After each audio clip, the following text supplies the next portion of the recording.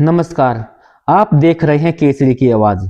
मैं हूं आपका साथी और आज हम बात कर रहे हैं सोनीपत नगर निगम क्षेत्र की उस बड़ी कवायद की जो आने वाले निकाय चुनाव से पहले शहर की सियासी तस्वीर को पूरी तरह से बदल सकती है।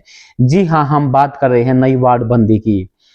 सोनीपत नगर निगम क्षेत्र में एक बार फिर वार्ड बंदी की प्रक्रिया शुरू होने की अटकलें तेज हो गई हैं।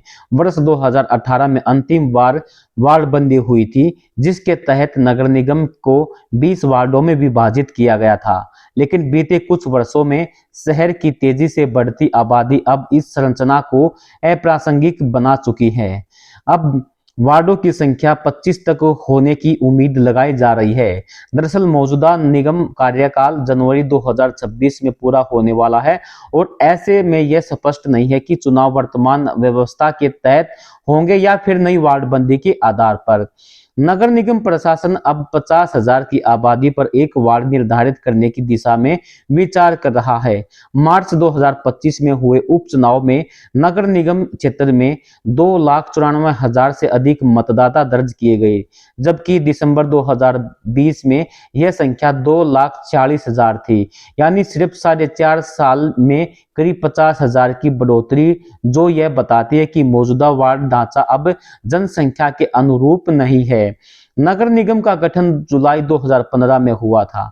उस दौरान 26 गांव को निगम क्षेत्र में शामिल किया गया था, लेकिन सुविधाएं नहीं मिलने से ग्रामीणों ने इसका विरोध किया।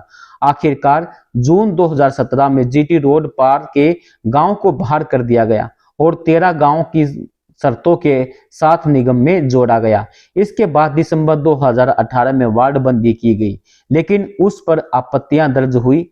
खास तौर पर वार्ड 14 को 2 भागों में विभाजित करने से क्षेत्रवासी भ्रमित रहे और विकास कार्यों में बाधा बनी रही।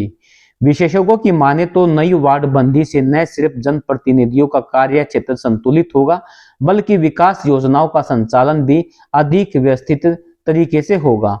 वार्ड वार समस्याओं की पहचान आसानी होगी और बजट व सुविधाओं का बंटवारा भी जनसंख्या अनुपात के अनुसार हो सकेगा।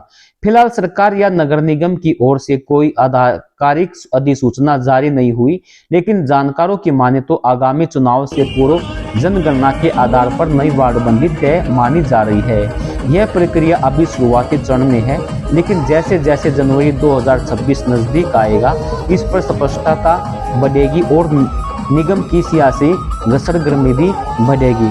तो देखना दिलचस्प होगा कि नई वार्डबंदी नगर निगम चुनाव की दिशा और दशा को किस तरह प्रभावित करती है। क्या वाकई इससे विकास कार्यों को नई रफ्तार मिलेगी या फिर एक नई राजनीतिक खींचतान की शुरुआत होगी।